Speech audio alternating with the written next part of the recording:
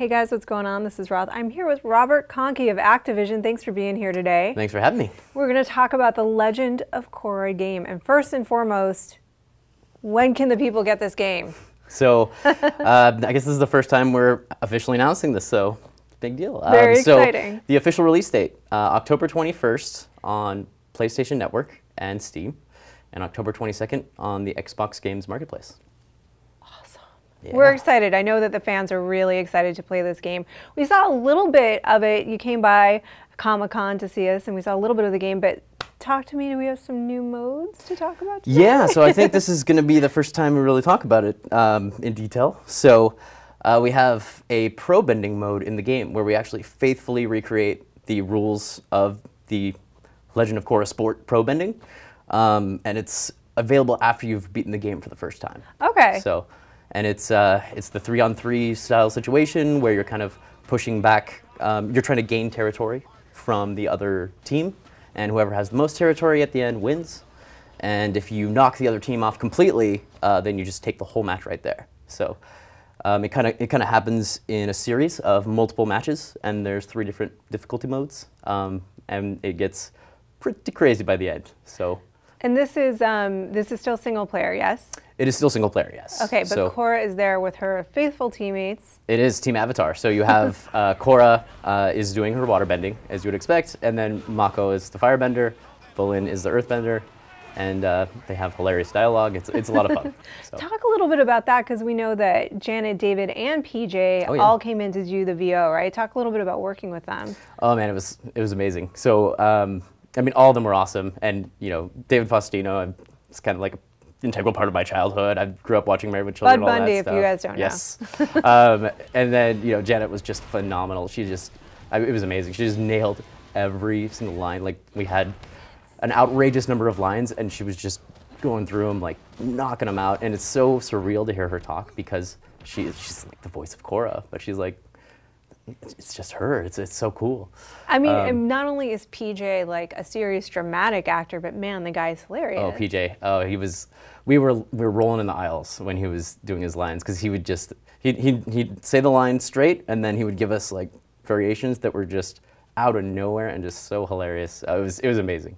Did any of those variations make their way into the game? Did they affect the game at all? Yeah. So there's several. So there's I don't want to go into too much detail, but there's some of his comments during the Probending was stuff that he ad-libs in the studio.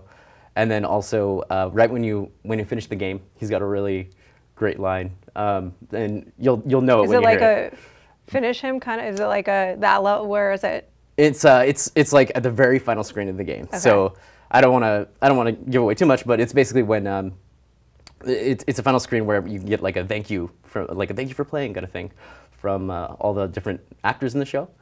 And he totally ad-libbed a really great line there. So you'll know it when you see it. All right, I'm looking forward to getting there. So talk a little bit, you know, what's interesting about the game in general is it takes place between book 2 and 3, as we know. Sure. We're heading into book 4. What's interesting about exploring sort of this moment in time for Korra? Yeah, there's a lot of things. So first of all, it's a part of the show that was never really explored that much, and it was kind of a free area to play with. We were able to take her to a lot of different locales, and it was kind of a exciting thing where you can tie into some of the events of book 3 and kind of there is a tie into the villains of book 3 that you wouldn't know unless you've actually seen book 3. But it's kind of a unexplored territory that we thought would be really interesting actually, and everybody was really excited to do it. Are there Easter eggs that we can look out for? There definitely are, and I think I don't want to go into too much detail now. We're going to talk more about it moving forward, but there most certainly are. So. Intriguing. What would it take for Activision to continue on making Korra games? I mean, this is not necessarily my department, but for sure, we love Korra. We would love to work on more Korra. At this point, we're really just focused on getting this game out. Yeah. And making it as good as we possibly can, and you know, making fans happy. So, what do you think it is about the specific skills of a airbender, of a bender, that lend themselves to really interesting action? So it's interesting because each of them each of them is very versatile in its own way, and Platinum had to deal with taking all of these potential things you could do and building that into a working game system where you have a need to use the different ones, because all of them are very viable, right? So they ended up focusing each one a little bit more on certain strengths and weaknesses, so that there would be a specific situation where you could use all of them. And since you can switch your bending at any time, well, not in pro bending, but in the regular gameplay, you can switch your bending at any time, and that really helps you. That basically causes the player to consider what would be most advantageous at this point. And then really advanced players will actually use multiple types in a single combo, because you can switch. You can switch right for the finisher, so you can just do a finisher on the other. Like with a different bending style if you want, and that leads to a ton of awesome combinations that you can do. So we're really looking forward to it. I know that the fans are really looking forward to it. Tell us once again when we can get this game. So October 21st on PlayStation Network and Steam, and October 22nd on Xbox Games Marketplace. Okay, you awesomely heard it right here first on IGN. Thank you so much for coming in today. Thank you.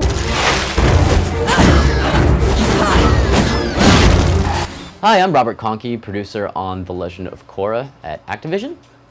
I wanted to talk a little bit about Probending gameplay, which is a bonus mode in Legend of Korra that becomes available after you've beaten the game for the first time.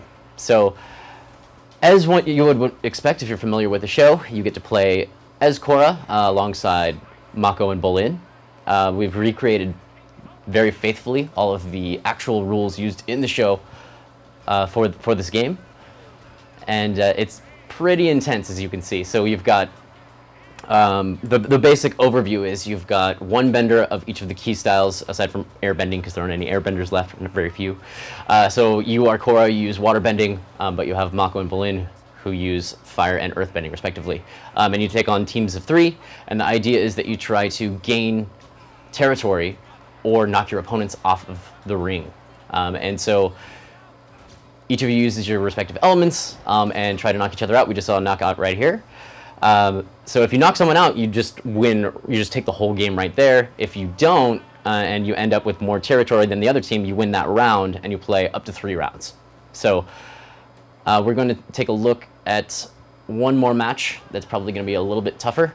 This is the Black Quarry Boars. So each team kind of has its own specific characteristics associated with it. So for example, the Black Quarry Boars are known for using lots of counters. So you'll see there's a counter mechanic where if you press the block button right before you get hit, just like that, he just got countered, and then, okay, yeah. So if you press it right before you get hit, you'll knock it back at your opponent. They actually have a chance to counter that counter and knock it back at you, and it kind of becomes a high-risk thing where the more you counter each other, the more damage it's going to end up doing if it actually hits you. So you have to, it gets pretty intense when you go back and forth a bunch of times. And so that's one of the key mechanics involved in this. Additionally, dodging is really big, obviously. The idea behind, or if you really want to be successful, what you want to do is balance your dodging, your countering, and your actual attacking in order to find the right window to actually hit your opponents. There's also, you can see that your teammates, you can see who they're aiming at, so you can kind of coordinate with them. And if you pull that off right, you can get guys knocked back pretty quickly. And if you're uncoordinated, you may not. So, nice. It's getting pretty intense. It's like the 4th counter, 5th counter. Oh. Uh-oh. So the Fire Ferrets, Korra's team, have been pushed back to the 2nd zone. If they get pushed back one more time, they'll be in the 3rd zone. One interesting thing is the further back you are, the more damage you actually do. It's kind of a pressure thing where you're more powerful the further back you are, but that works for both teams. So there can often be a lot of back and forth of taking zones 1 on each side. And when you get pushed all the way back, you still have a chance to come back, even if it's 1v3. Although it's pretty tough with all that stuff coming at you. So we'll see what happens. Each round is 3 minutes long, just like you saw in the show, and uh-oh. He's just lost zone 1. So now if the round ends like this, he's actually going to lose this round.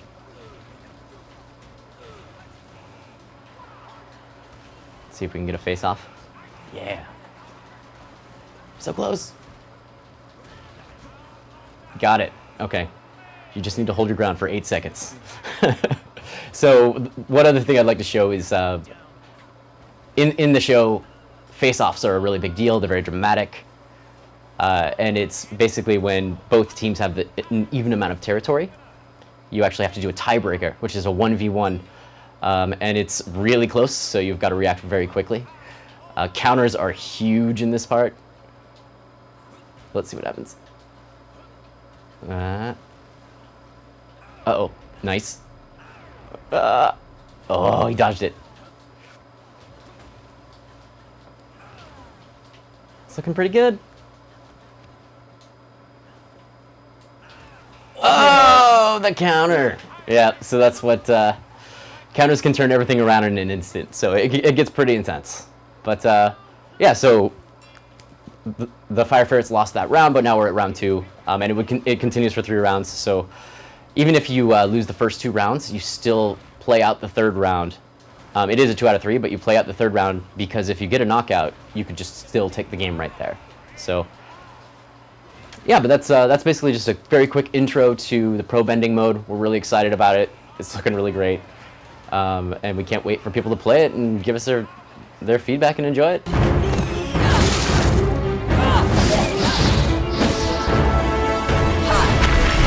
I'm here with Mike and Brian, the creators of Korra. I'll just use your first names as if we're best friends. Sure, that's fine. Works for me. That'll be my dream. So let's dig into this, because this was a big finale, left in a very dark place. So let's talk a little bit about first the decision to kind of leave on that note, what that sort of means going into next season, and where Korra's head is at after facing her fears in the cave. Yeah, well, I mean, this season really we structured it around Korra's big sacrificial moment of saving the Air Nation, and giving her that really big heroic moment, but that it definitely came at a big price and a big cost to her physically and emotionally. So yeah, we wanted to end on a bit of a high note with Jinora getting her tattoos, and that was cool. But yeah, at the very end, obviously, it's a bittersweet victory for Korra, and she's got some recovering to do. I mean, it's felt to me a little bit like the whole series to date has been asking the question, what is the Avatar, right? Because she keeps getting the idea of what the Avatar is stripped away from her season after season, whether it's like, I mean, maybe there is an inequity in the world. Certainly we've seen like, these are crazy people, these are terroristic and crazy people, but there is some kind of core idea about a quality that underlies these villains that's very interesting. Can you talk about how you're structuring the villainy? Yeah, I mean, I think Mike and I have always said and have always been interested in not cartoonish ideas of good and evil. We like our good characters to be very human and flawed and make poor choices and maybe be misinformed about things, and then gives them a place to grow, and it certainly makes them more relatable. And we like our villains to not just have these kind of,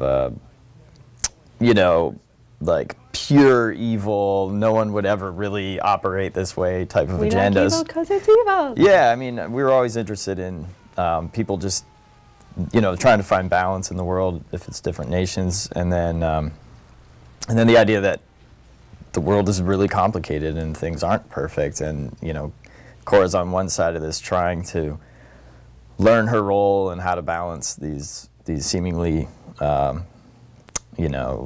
these issues that don't seem like they can be, perfectly balanced, and then to have people kind of coming from the other side trying to usurp her position or take her out of the equation, or to push some agenda that maybe, yes, at its core is a positive thing, but for us, it's always about being, things being out of balance, and so I would say those people are out of balance in their implementation of their ideals. Well, murderous too. I mean, this was a dark season in general in the sense of, like, if you think about with the Earth Queen, the murder. I mean, was that a difficult decision? Was that hard to get on the air at all? Wasn't on the air. Well, ultimately, to get on. That's not why. No, I mean, there was no, not at all.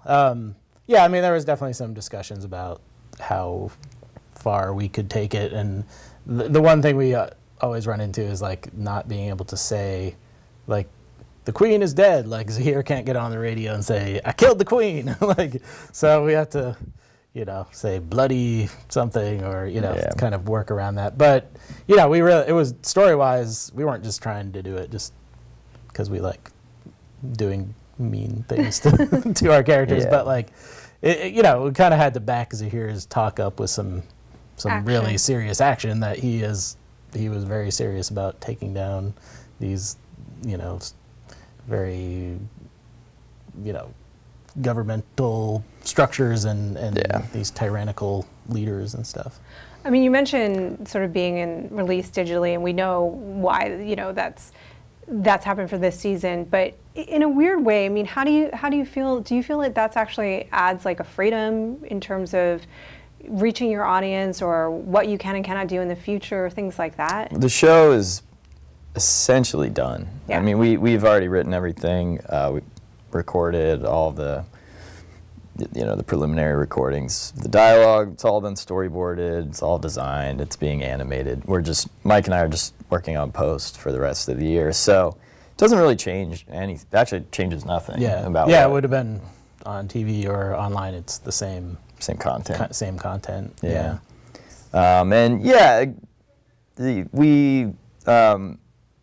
in terms of like a freedom or whatever, yeah, it would have been nicer to still have it on the air, as well as being digital. I mean, they flipped back and forth between only on air and not digital, which was frustrating because our audience is predominantly online, but then pulling it off the air isn't really beneficial. You know, it's better to reach as many people as you can. But you know, I think what we've seen with Avatar: The Last Airbender, after it finished its original run, it did really well online and on DVD, and now with Korra, you know, I think it will also have a long shelf life on, you know, DVD, Blu-ray, various streaming or digital download outlets. So.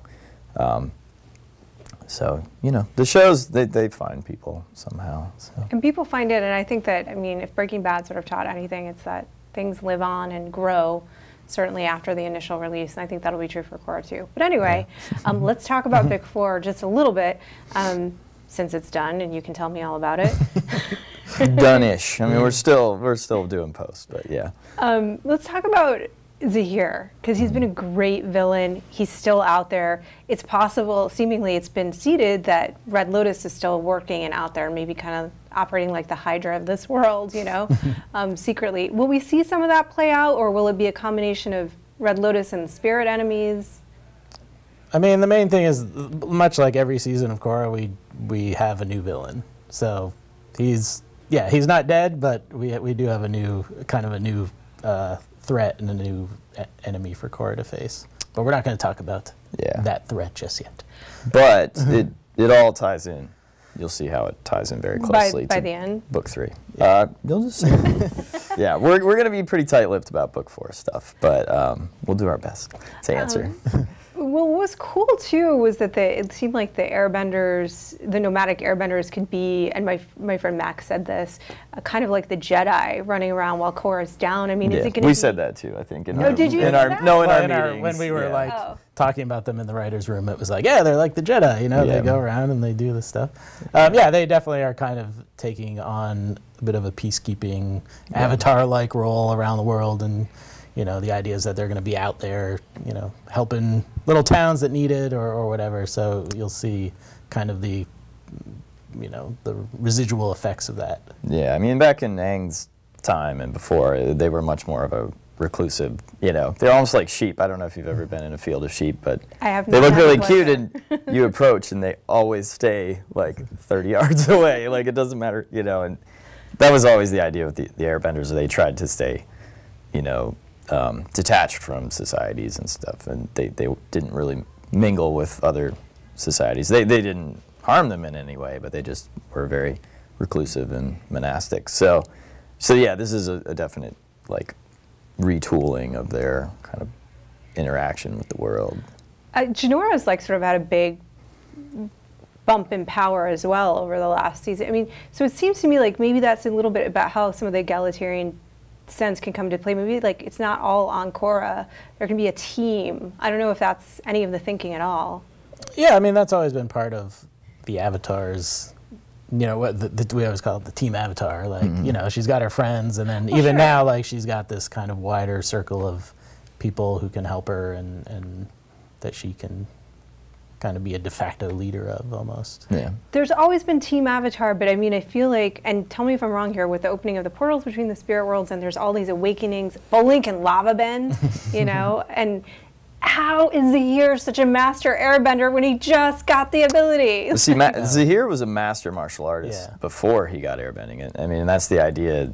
With that, in real life, with martial arts, you know, any weapon is supposed to be an extension of your own body. And so if someone is truly a master at martial arts, if you hand them a broom or a sword or a stapler, he or she should be able to use that, you know, expertly, because they are in such control of their body. And he was always meant to be this kind of parkour, like Shudo, catch wrestling, like master. I gave him the cauliflower ear. It's like, you're supposed to get the idea. Like, this guy's done a lot of like brawler. He's done like professional fighting and probably, you know, some illegal jobs where his skills came into play.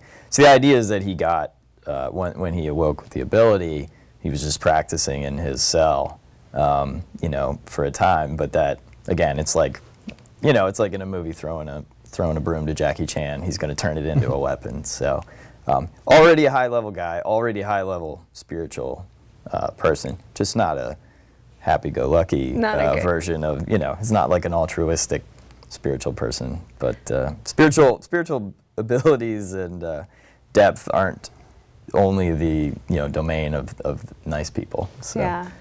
I want to talk about the Korra game that's coming out too. I just really quickly, I need to ask, like, are these spiritual portals opening up? I mean, are these awakenings going to continue? Is that? I don't think Bolin's lava bending was related to the portal. I think that was him just tapping into his own abilities. Yeah. Yeah. His earth and fire background. Yeah. Well, so let's talk a little bit about that game, because we're really looking forward to book 4, as I think you're getting a sense of. But we've got the game. We're glad, thank you. Yeah, we've got the game coming up as well to sort of tide us over.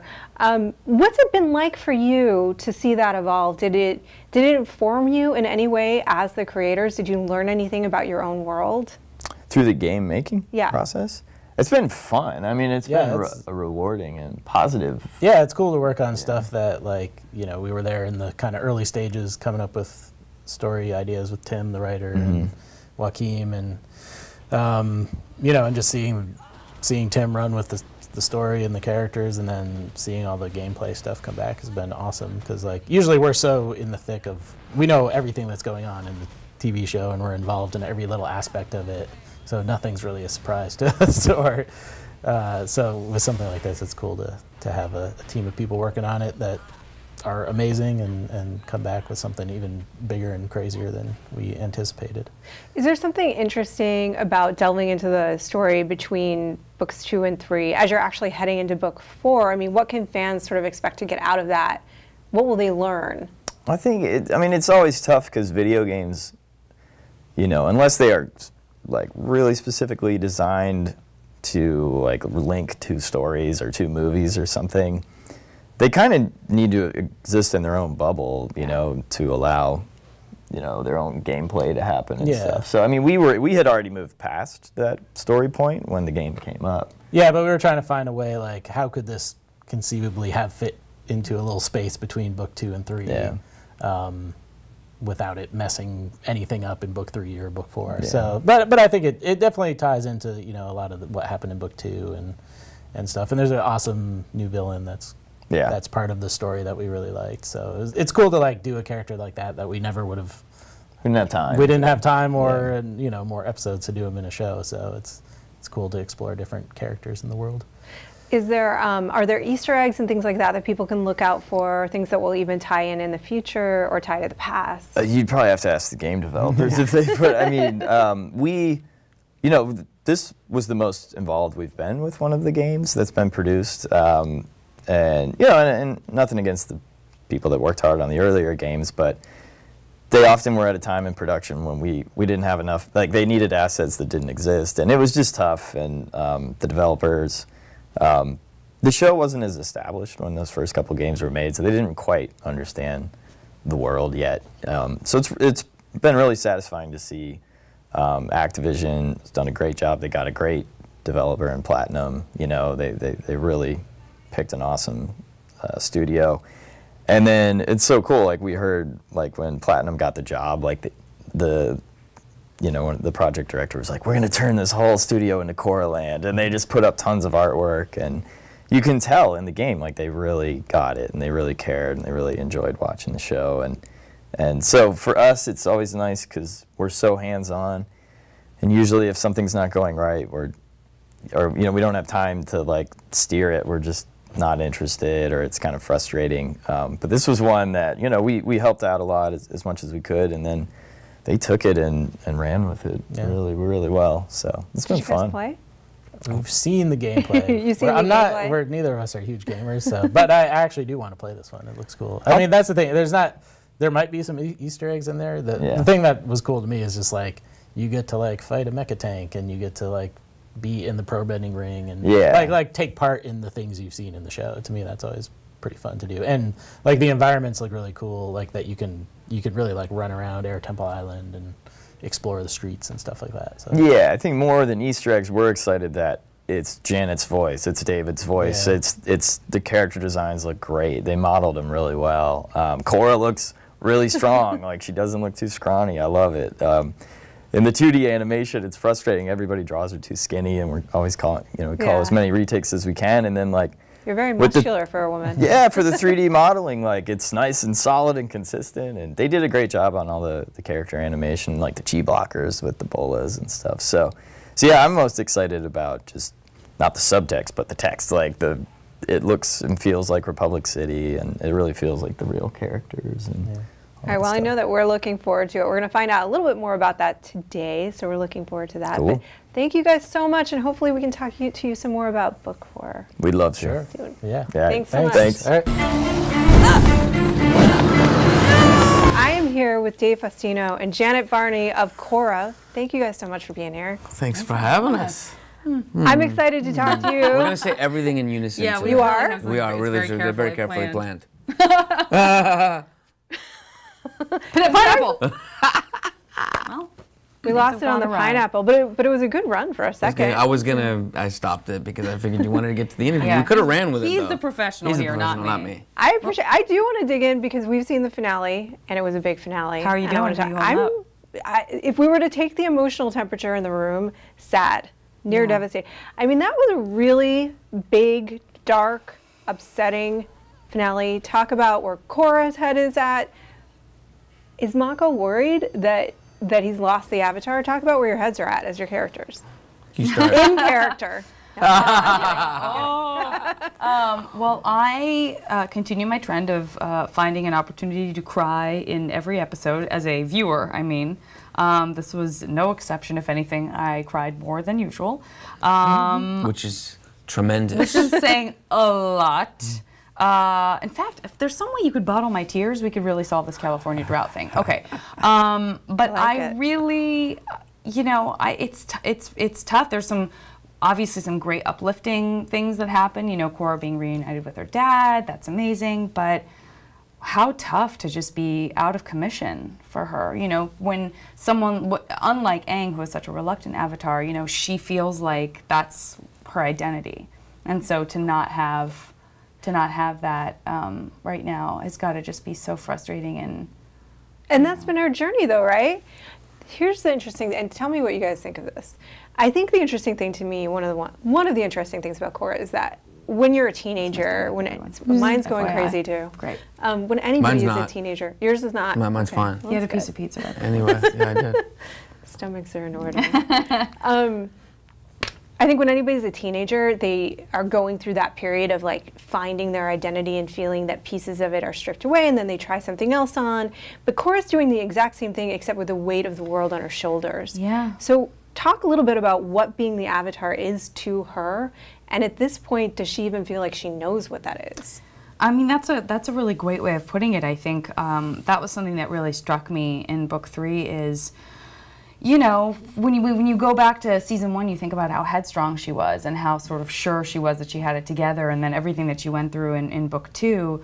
I feel that just that lack of confidence in book 3 and feeling this sense of, am I going to be able to do this? And of course, having that connection lost with previous avatars, there is this real kind of sense of drifting. And what's great about that is that we get to see how much she relies on this amazing team of friends and family that she has behind her. And so that's like an extraordinarily lovely part of it.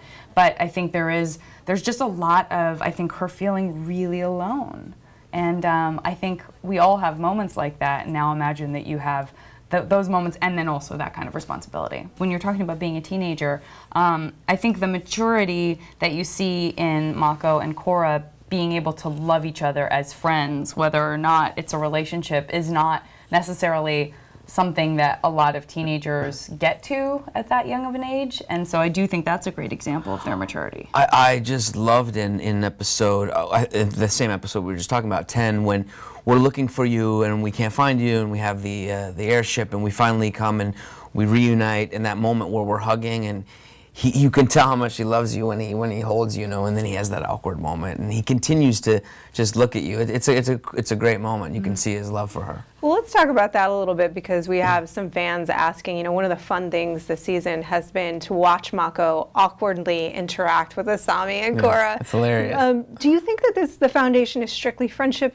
at this point, or is there some more tension there? Is there some more romantic feelings? I mean, I think his love for, I mean, in my opinion, I think, from what I know, I think his love for Asami is very different for his love for Korra. I think it's a deeper, just such a real deep love, you know, and so I don't know, that's... Yeah, I think, I mean, that's another thing that came into my mind too in that same moment. I was like, oh my gosh, who has room for romance in that world that they're living in? There's no time. Yeah, yeah. So I think there is that kind of, I do feel like they sort of look at each other like, well, if things were different, who knows? If we didn't have to save the universe, we might, But we do. You know what's great though too is I've loved sort of the relationship between Asami and Korra, because it didn't revert to like that weird like let's hate each other thing, like they're girlfriends. Which makes it a little more awkward for Mako. That moment when Grandma is like, oh, she mistakes Asami for Korra, and she's like, she's so beautiful, Hilarious. and then she goes, you're very muscular for a girl. But that moment where then she's like, why don't you date girls like this? And everyone's like, yeah, it's a great look. It's a great look. Yeah. But I think that's the other piece of it, right? Is that there's no time either for stupidity and that kind of that sort of jealousy and pettiness, because they do both respect and like each other so much, and the fact that they both had a relationship with Mako shouldn't, and I'm not saying that it wouldn't for me, that's tough, you know, that's very tough, but it's complicated, but that they are able to climb above that and just connect. Like she said, they have such a higher purpose that like there's no time for petty. They're more, I think, more evolved, and kind of they enjoy the friendship. It's a bit awkward, but their purpose is much higher than getting involved in the petty. Let's just quickly look ahead, last question, looking ahead at book 4. Where do you think that we're going to find, Mako's been doing a lot of sort of detective work on his own. Do you think that will continue? Do you think he'll kind of go off and sort of try to solve things in Republic City and manage the situation there? Do you think that Korra's maybe going to have to take a retreat from being the Avatar to find out what that even means to her? I mean, I really couldn't say. You know, we can only guess because we've recorded, as you know, a while ago, and so we don't really know what's to come. Also, we have to take a special amnesia pill after we finish recording each season. And what if that were I actually have taken. It's an eternal sunshine of the spotless mind kind of situation where we go in and a machine erases our memories, so we can't spill the beans on anything. Well, but I would like to see Mako get back together with Korra. I think there are people that would agree. I would love to see that. I think there are people in the there world are plenty of people and the also internet who would disagree. That's true. I mean, no, I'm just saying. Listen, I hear about him all the time. Every time I do a con, everyone's like, "Who do you ship?" Who do you ship? I don't have an answer to that, because I don't feel like I love all of the characters so much. There was a while where I just kept saying like, Janet Varney, like funny guys, and so I felt so bad for Bolin in book 1 because he's so funny and charming. But you know, I don't. When he was like hitting on you and stuff, you mean? Yeah, yeah. Every shipping situation that has been presented to me, I've been like, listen, if that was what makes sense to you guys, I totally am cool about it. You know, the funniest one was Tano because he's such a peripheral character and was like so opposite of Korra.